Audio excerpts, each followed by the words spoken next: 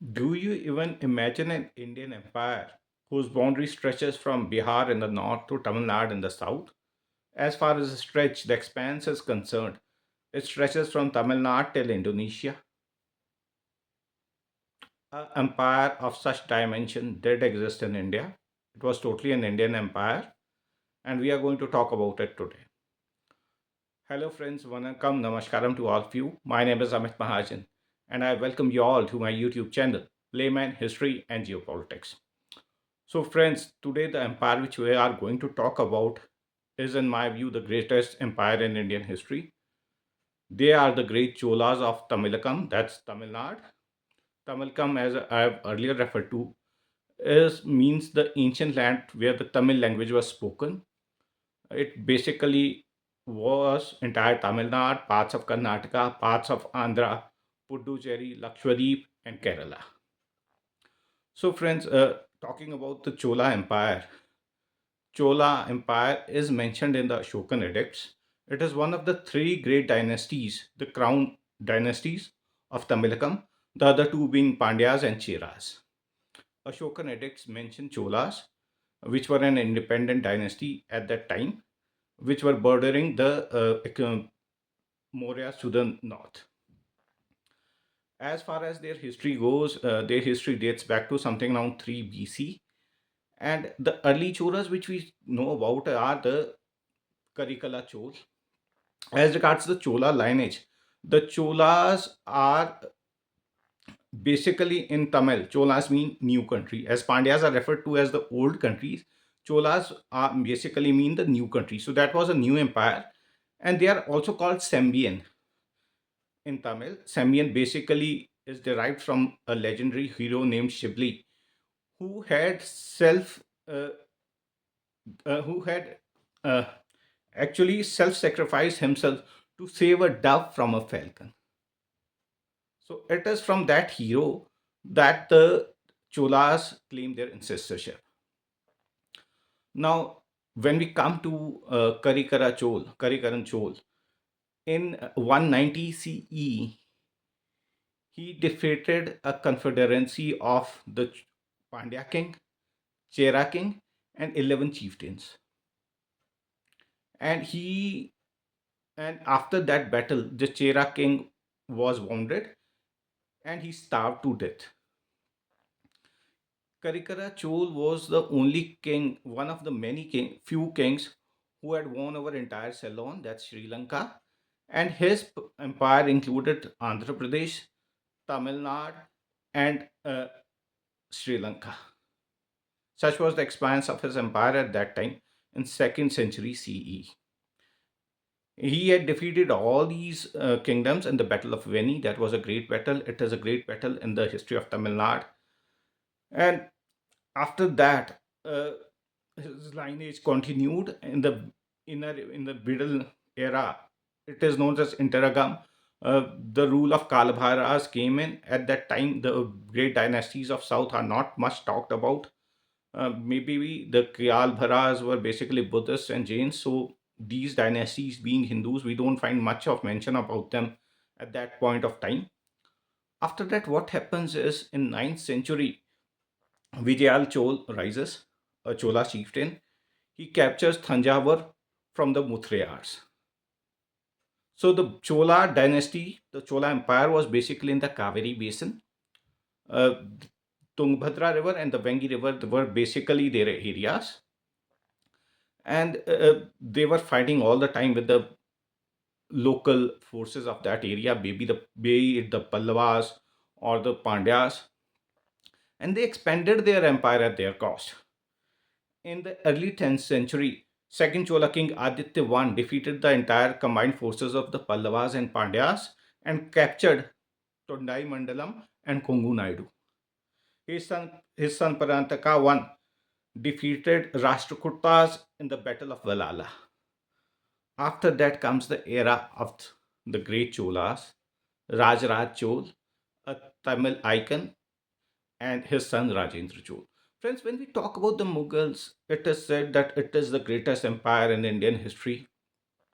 The expanse of their empire started from Afghanistan till South India. Agreed, I agree to this point.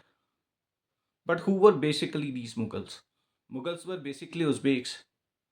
Babur was an Uzbek who was driven by another Uzbek ruler, Shaibani Khan from Fargana. They basically hailed from Samarkand in Central Asia, that's in present day Uzbekistan.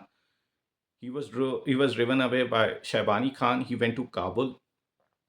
So when Babur attacked India, he was already ruling Kabul. So they were basically, if you see the Mughal era, the great Mughals, their empire stretched from Kabul to wherever their expansion went. So it's basically, and when you see all the areas, Kandahar, Herat, whatever areas in Afghanistan, they were being ruled by them.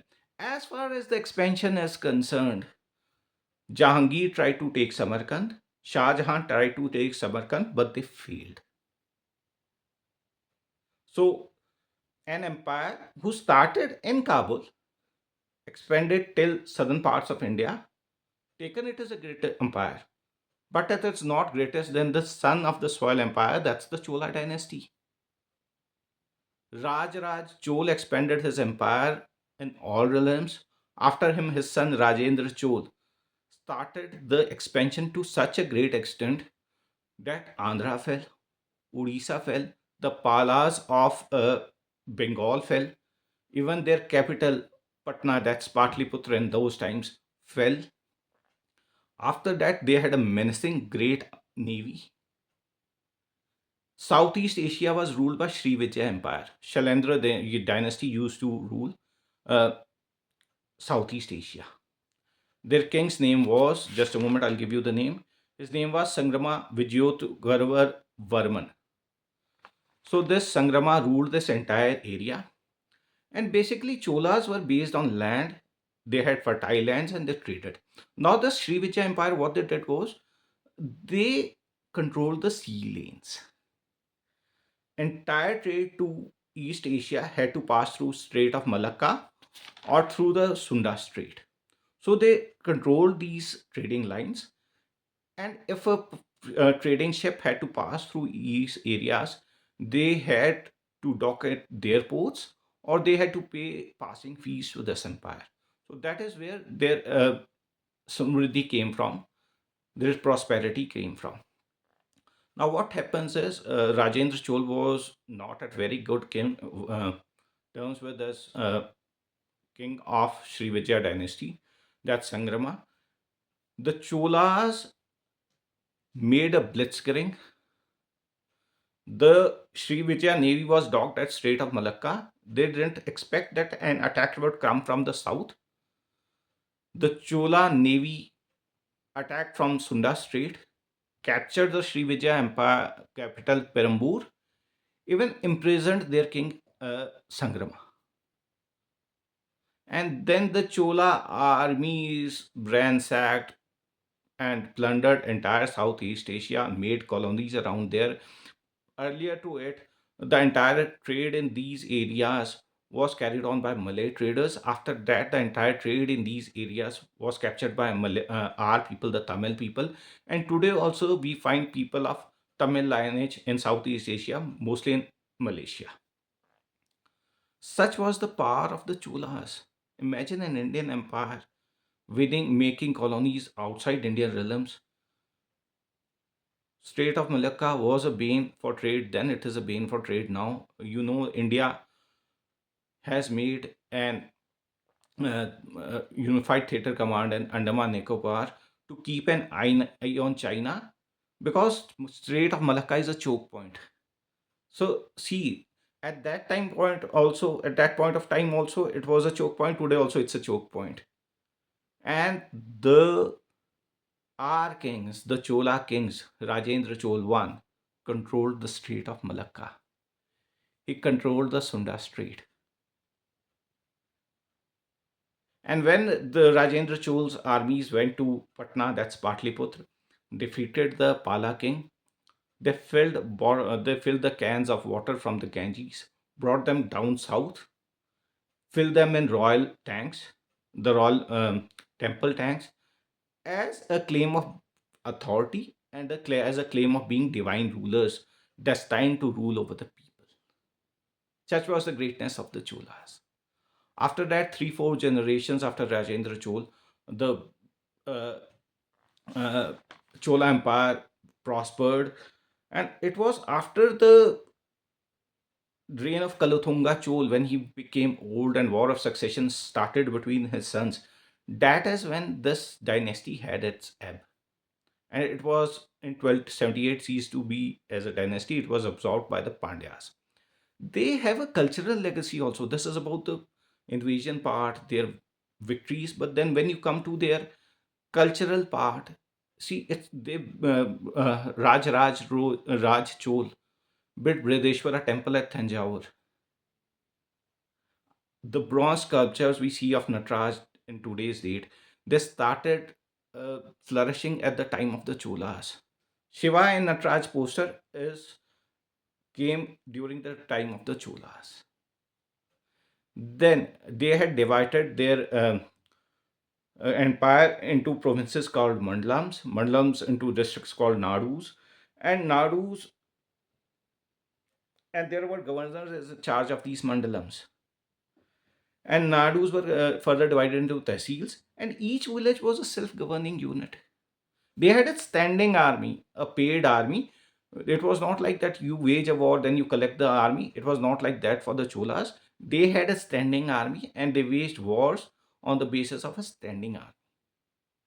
So it is for people like us to understand the greatness of our empires, the Chola Empire, and tell everybody who is on our connect in our circle about this great empire. It would be a great service to the nation. It would be a great service to history. I think I've given my point for today. Thank you to all of you. That was all from me for today. Uh, I request all of you to kindly like, subscribe, and share my YouTube channel, Layman History and Geopolitics. Thank you.